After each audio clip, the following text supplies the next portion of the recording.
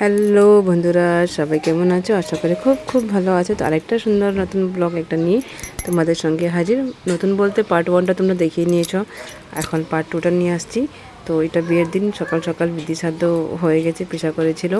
মানে আজকে মার ব্লগে আমি ভয়েস দিচ্ছি। এখানে জল ভরার জন্য রেডি মানে কমপ্লিট আছে, এখন জল ভরার জন্য যাব। তো এখানে পিসিদের ঠাকুর ঘর, মানে দিদির বিয়ে তো পিসিদের বাড়ি থেকে হয়েছে। তো তো এখানে দিদির জল ভরার জন্য রেডি, আমরা এখন যাব। সবগুলো বাইরে টাইরে নিয়ে যাওয়া হয়েছে।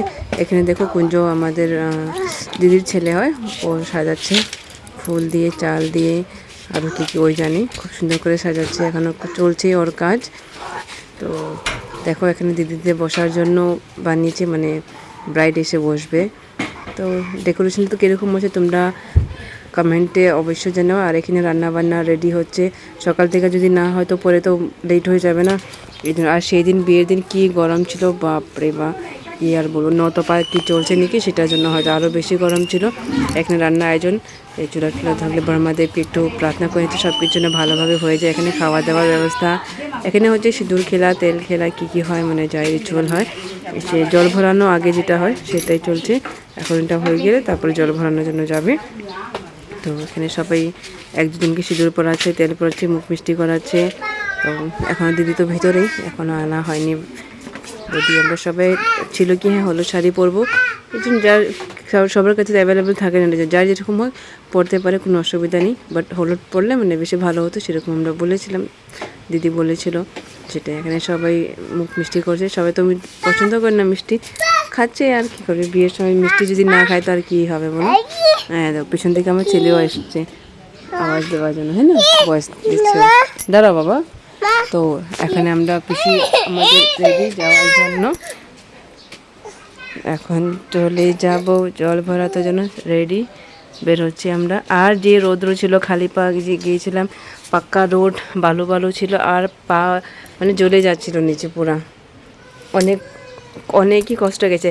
সাইডে ঘাস ঘাস দেখে গেছি, তবু অনেকটা পা মানে অবস্থা খারাপ। শুধু আমার বলে আমরা অনেকজনই খালি পা গিয়েছিলাম, সবারই আমাদের অবস্থা খারাপ ছিল। অনেক লোক চটি পড়ে গিয়েছিলো, কিন্তু আমরা বেশিরভাগ খালি পায়ে গিয়েছিলাম। দেখো সবাই যে আসছে আর ফটাফট করে মানে গাছের তলায় আসছে, যাতে একটু আরাম পায়েকে পাওয়া যায়, এরকম বলে। সবার অবস্থা খারাপ, সবাই কেউ মাথা ঢেকে, কেউ ছাতা নিয়ে, কেউ ঘাম মুছে মুছে এভাবেই চলছে।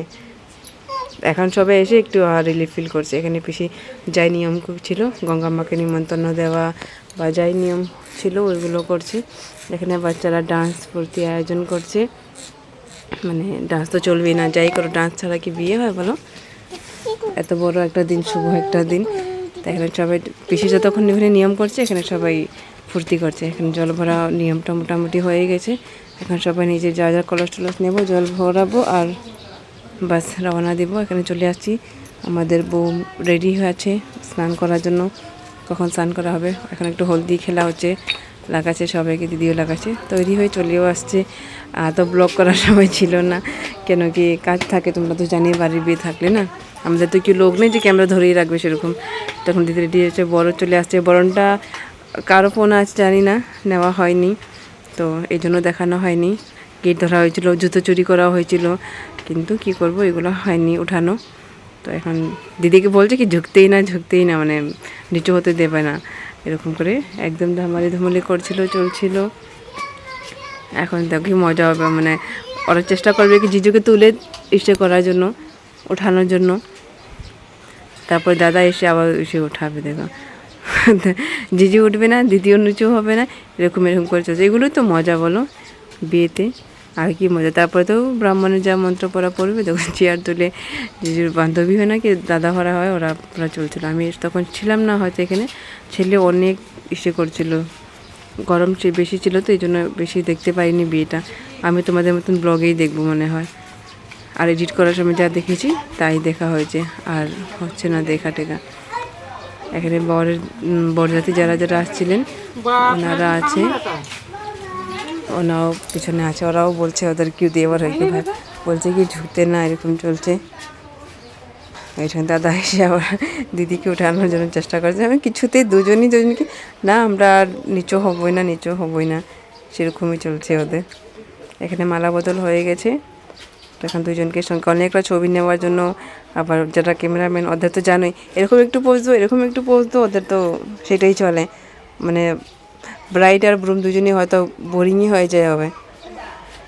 তো এখনও কী কী আরও রিচুয়াল, আর আমাদের বাঙালি বলতে তো রিচুয়াল তো কী বলবো, তাই না? ভালো লাগে অনেক, সব কিছু রিচুয়ালে কিছু হয়তো মানে থাকে, আমরা বুঝি না, এই জন্য করতে হয়, করছি বাস, আমাদের ওইটাই।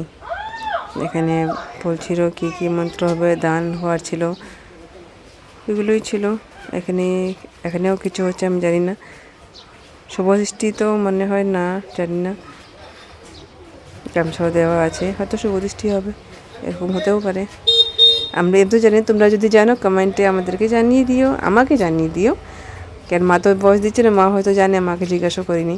এখন হবে যজ্ঞ, সিঁদুরটা এখন পরানো হবে না, কেন কি ওরা বলছিল বাসি বিয়েটা নাকি ওরা বাড়ি গিয়ে করবে, এই জন্য এখানে হবে না। যাই হোক, আর তোমরা সবাই দিদিকে ব্লেসিং দিও, সবসময় যেন খুশি থাকে, ভালোভাবে দুজনে এইভাবে হাসি খুশি করে সারাটা জীবন কেটে যায় যেন দুজনার, তাই তো।